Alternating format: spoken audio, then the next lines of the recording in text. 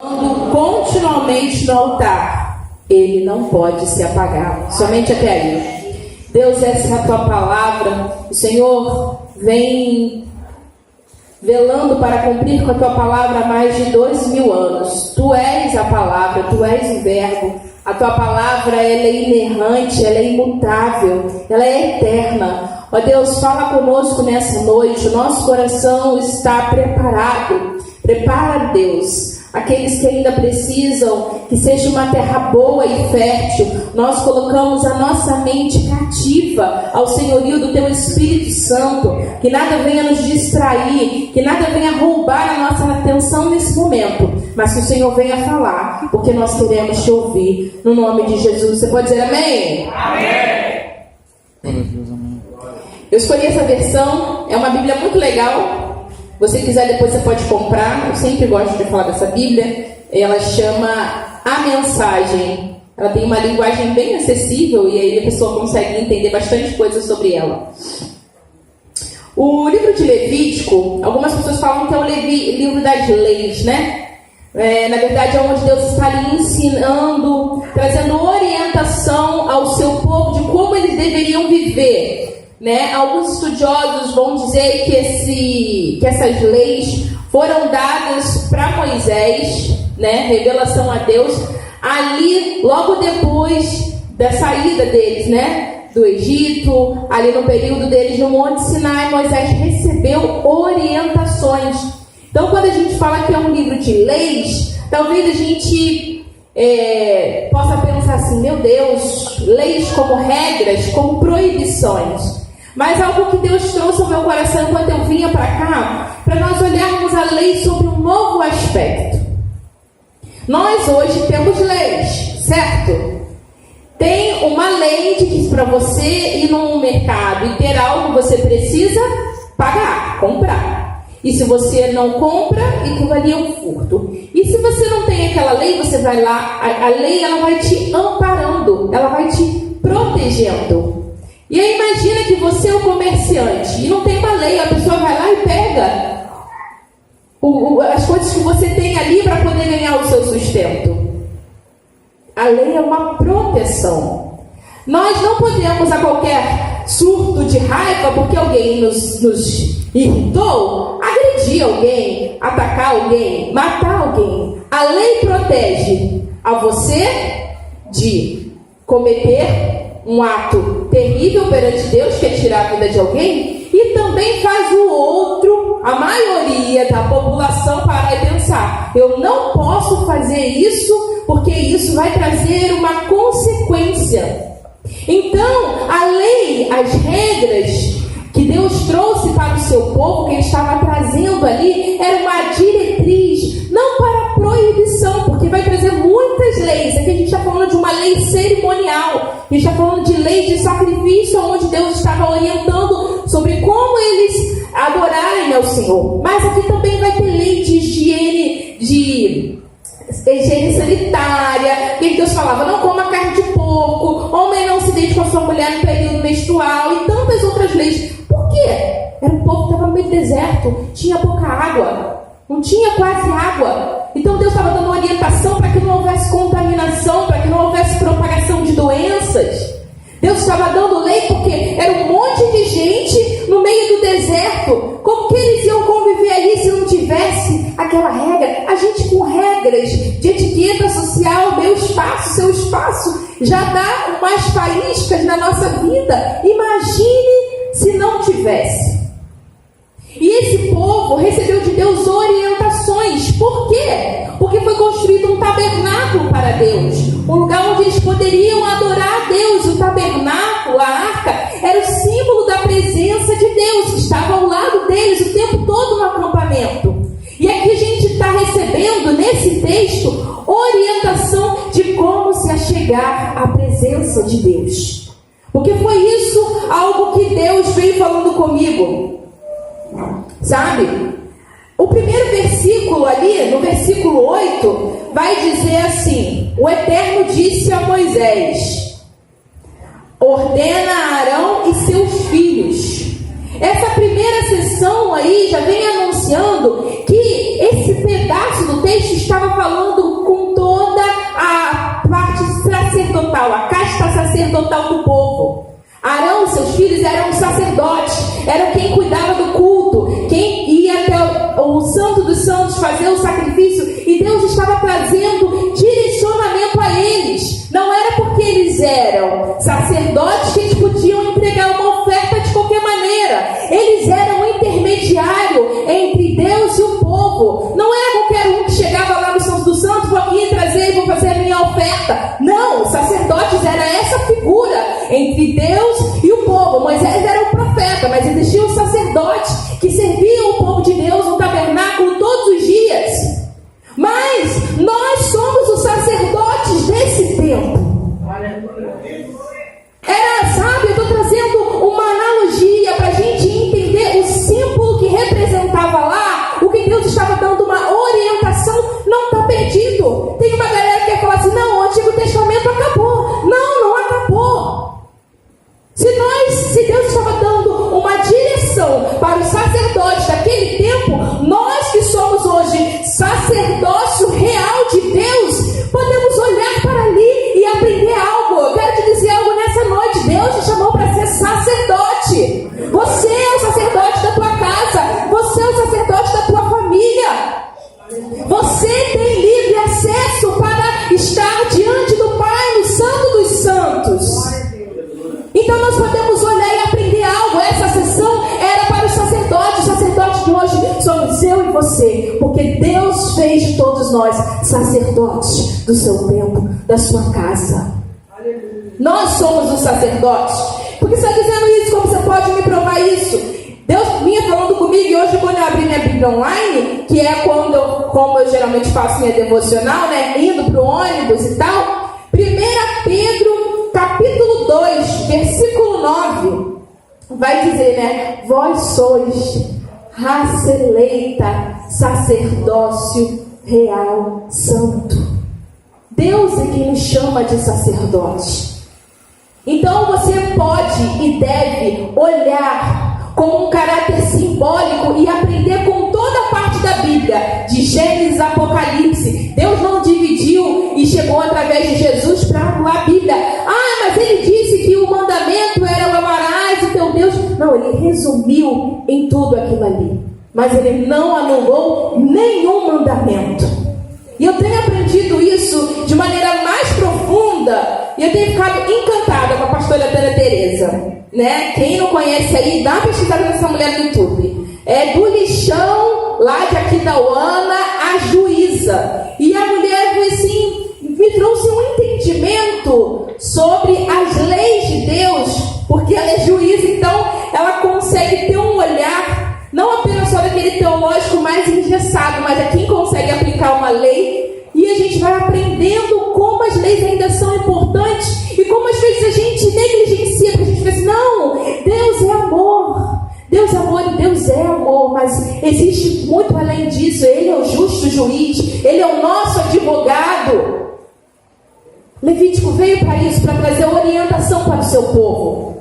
E essa sessão aqui, em específica, era para os sacerdotes, ensinando eles como levar o sacrifício. Deus quer te dizer nessa noite: vocês são o sacrifício.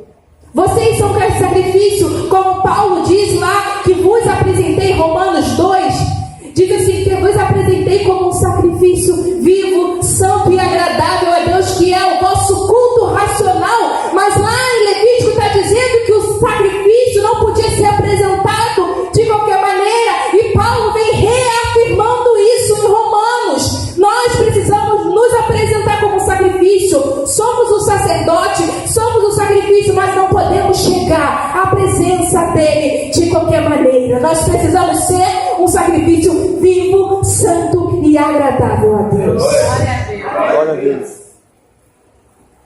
E ele vai começar, e eu gostei muito dessa versão, porque ela começou a trazer de uma maneira muito clara as orientações do que fazer.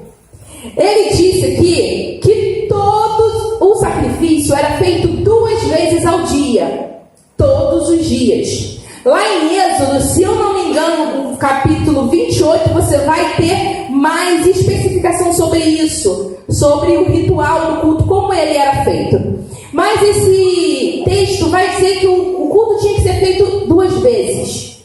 O sacrifício era para ser colocado diante do altar 2 vezes, pela manhã e à noite. De manhã, o sacerdote tinha que chegar, limpar o altar. Ele ia tirar as cinzas que já tinham se apagado, que estavam ali, e ele ia retirar aquela cinza e ia jogar ali ao lado do altar. Mas o comentarista Champ estava lá olhando lá o livro, e aí ele estava dizendo que tinha uns detalhes para você retirar. Ao mesmo tempo que ele precisava retirar a cinza do que já tinha se apagado, ele não poderia deixar a chama se apagar, porque ainda existiam pedaços de gordura do que era colocado sobre o altar que ainda estava em chama. Então, a gente vai levar a oferta, mas o altar tem que ser limpo. O altar tem que ser cuidado antes de você depositar uma nova oferta ali.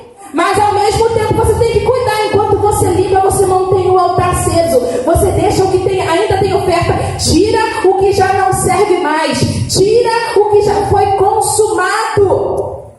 Teve uma oferta que foi colocada ontem à noite. Já não serve mais para hoje de manhã.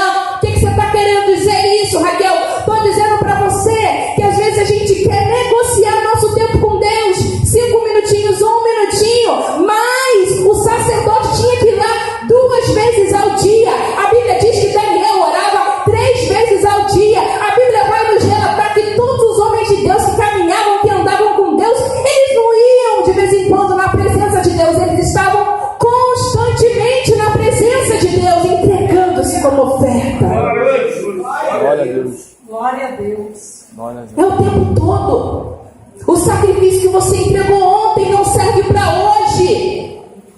Deus, o povo teve um determinado momento que eles estavam cansados da comida e eles queriam pão. E Deus falou: vou dar maná, Moisés, avisa para eles. Eles vão ter pão. Deus é assim, você irrita muito, você vai comer pão até sair pelos seus ouvidos. Deus mandava pão todo dia para eles de manhã. Mas qual era o segredo? Qual era a condição daquele pão? Você vai tirar o suficiente para você comer naquele dia. Não guarda para o dia seguinte, exceto de sexta para sábado, que era quando você não poderia fazer o trabalho, que era o Shabat. Mas todos os dias Deus trazia o maná. Sabe por quê?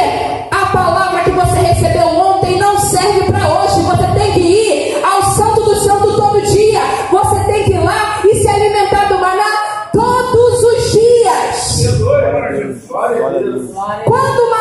Quando alguém tentava segurar o maná, estragava. Para denunciar. Comida velha cheira mal. Deus não nos fez para comer comida velha. Aleluia. Deus nos fez para entrarmos na sua presença todo dia e desfrutar da abundante vida, de água limpa, nada de água parada, gente. Já viu o que água parada faz? Dá louco.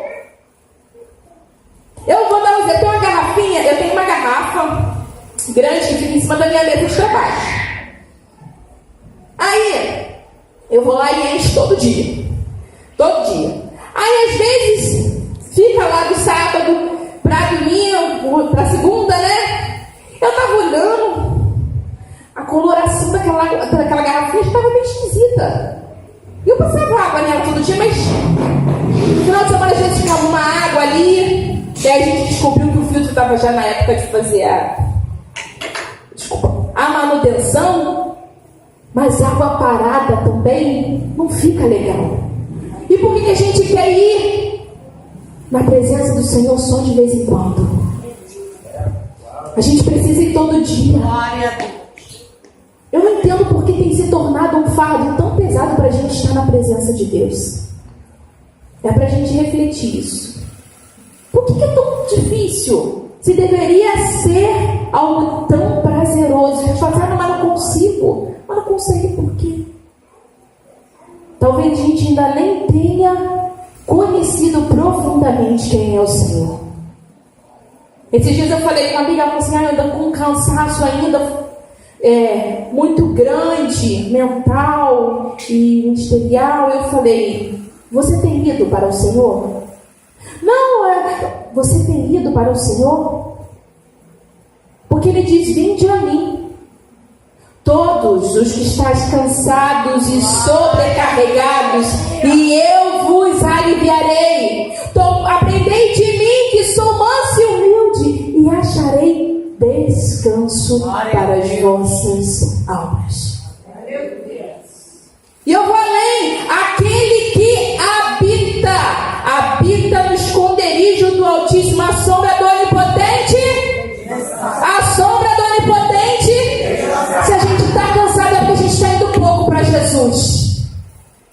Porque o cansaço físico, a gente deita, o normal é deitar, dormir 8 horas, 7 horas, dependendo aí. Meu esposo fica bem por 6 horas, ele está animadão, assim, igual um zumbi, 6 horas. Com 5 horas, 6 horas, eu estou igual um zumbi. Preciso de 7h30, 8 horas, mas é normal a gente acordar pronto.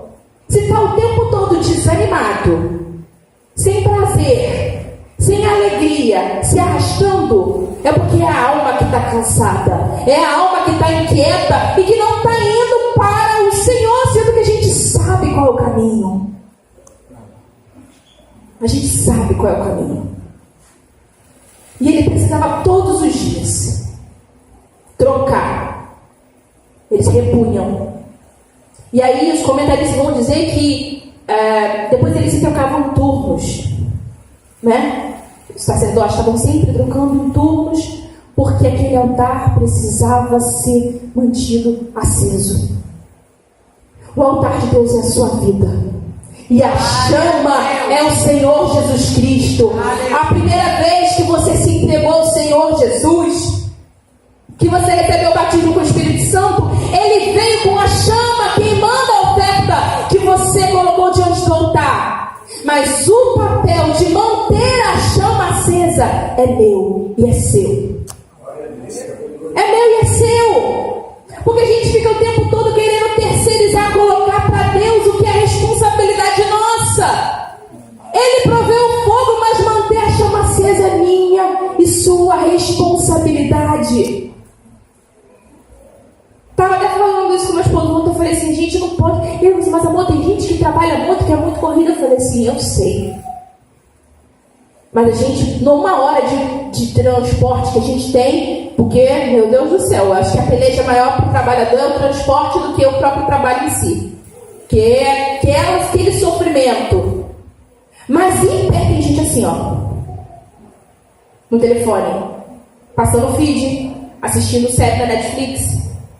Se a gente pode, em qualquer intervalo, tá o tempo todo se alimentando de outras coisas, a gente não tem como dizer que a gente não tem tempo para ler nem que seja um capítulo.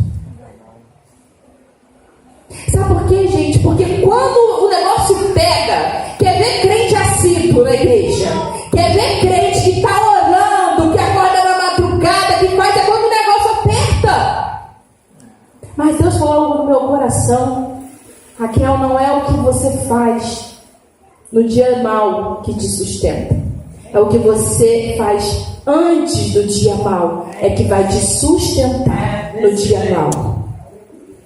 Glória a Deus. A diferença entre quem permanece no dia mau, na tribulação, que as pessoas olham e falam assim: meu Deus, né? Mas fulano é uma mulher de fé, né?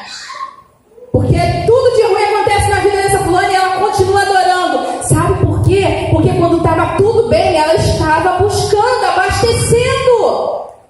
Nós precisamos manter o nosso vaso transbordando.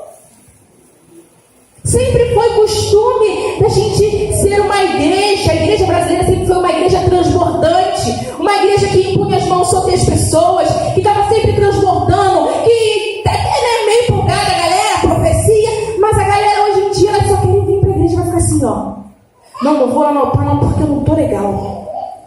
Não tô, sabe? A gente nunca tá bem, a gente só vem para receber, mas você é sacerdote. Glória a Deus. Você é o sacerdote desse tempo. Você era quem devia estar alimentando essa chama no altar. Você devia estar aí andando e colocando as mãos, impondo as mãos sobre as pessoas, pregando o evangelho. Porque tá tudo bem? Não, porque o Senhor, o seu Redentor vive. Glória a Deus.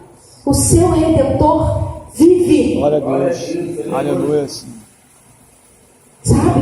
Moisés chegou e olhou e tinha um mar diante dele. O que ele fez? Ele não foi na internet perguntar curso para aprender a abrir o mar vermelho. Qual é o terapeuta que ajuda a gente a lidar com o povo que está massacrando a gente? Não! Ele foi para o Senhor e falou: Jesus, o Senhor me mandou vir para cá, Deus, Yahvé, o Senhor me trouxe para cá, e o que eu faço agora? O que Deus respondeu para ele? Porque você clama a mim. Quando o dia mal chega na tua porta, a quem você clama? As varoas de oração, ou primeiro você vai para o joelho? Claro que a gente pode pedir oração. É claro que nós somos um corpo que podemos cuidar uns dos outros, mas nós precisamos ser o sacerdote. O sacerdote sempre sabe o caminho do Santo dos Santos. Glória a Deus. Glória a Deus. Ele sabe, ele conhece o Deus que sempre responde com fogo e consome a sua oferta. Glória a Deus. Nós não podemos ensinar e falar de algo que nós não conhecemos. Antes, você tinha que pedir o pastor Robson para derramar a oferta, se a gente estivesse no Antigo Testamento. Hoje você pode ir diante do Senhor, sendo a própria oferta. Deus, eu não tenho muita coisa, eu só tenho um coração quebrado, eu só tenho um coração sangrando, mas tudo que eu tenho, tudo que eu sou, eu entrego a Ti, eu confio em Ti. Recebe a minha oferta, Senhor. A palavra diz que Ele não rejeita um quebrantado coração. Aleluia. Glória a Deus. Sabe? Eu adoro estudar, eu faço terapia, todo mundo devia fazer, né? Porque a gente faz para lidar com quem não faz. Mas eu tenho aprendido que antes de buscar qualquer recurso, Jesus não é o meu último recurso. Ele é tudo o que eu preciso. Antes de qualquer coisa, eu vou para o Senhor. Eu vou para Deus, eu oro. E minha analista falou assim: Raquel, é legal, né? Porque você já chega com um negócio, você já teve um insight, você já entendeu o que estava acontecendo. Ela falou assim: não foi insight, foi revelação. Porque quando um negócio está perturbando minha cabeça, eu vou para o Senhor. Deus, eu quero entender o que está acontecendo aqui. Porque o Senhor me fez. O Senhor conhece a minha mente, meu cérebro, meus neurônios, minhas emoções, meu corpo. O Senhor é o dono da minha vida. Então o Senhor pode me revelar o que está acontecendo, o que está fora do lugar. Porque homem nenhum pode saber o que está dentro de mim, só o Senhor sabe. Então me mostra o caminho, me mostra as respostas que só o Senhor tem. E o negócio flui muito mais fácil. Deus pode ajudar o médico, pode usar o terapeuta, porque Ele sabe que Ele é a minha resposta, Ele é a minha fonte, Ele é o lugar em que eu me refugio.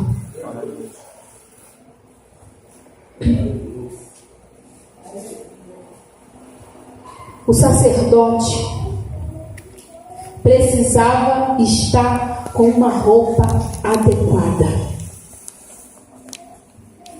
Vai dizer que ele tinha que botar, né, a roupa de linho para entrar no Santo dos Santos. Nós precisamos estar apresentáveis para estar diante do Senhor. A gente tem vivido dias onde as pessoas acham que elas podem estar diante de Deus de qualquer maneira.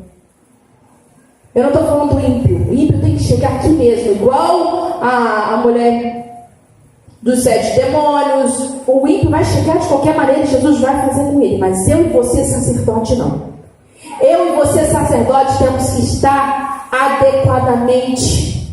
Sacerdote andava na rua e todo mundo sabia que ele era sacerdote. Ele era vestido como sacerdote. Ele se comportava como sacerdote. E para entrar no Santo dos Santos tinha uma roupa diferente.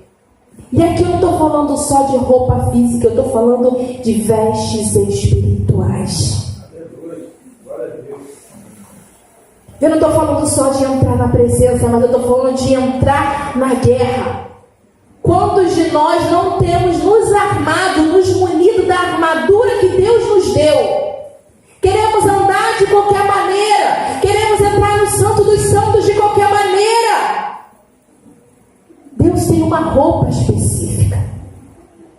Uma roupa de vestes santas, limpas, lavadas e remidas, para que você possa entrar na presença.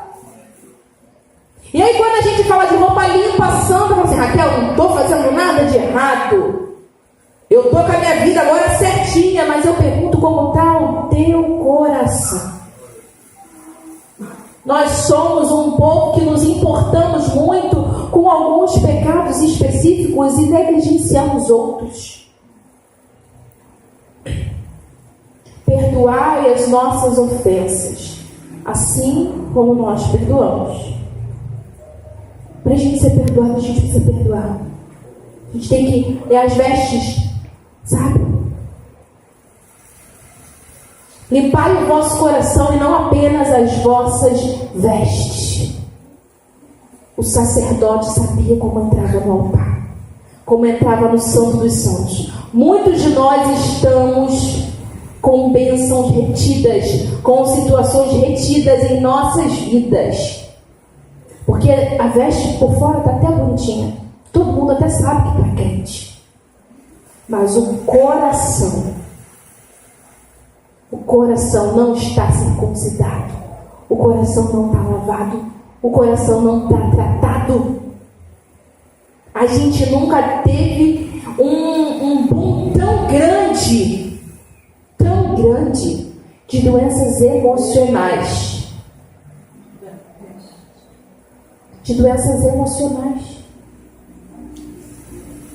Ah, mas Raquel, a gente está imune de ficar doente. Mas a gente sabe o caminho. A gente sabe o caminho.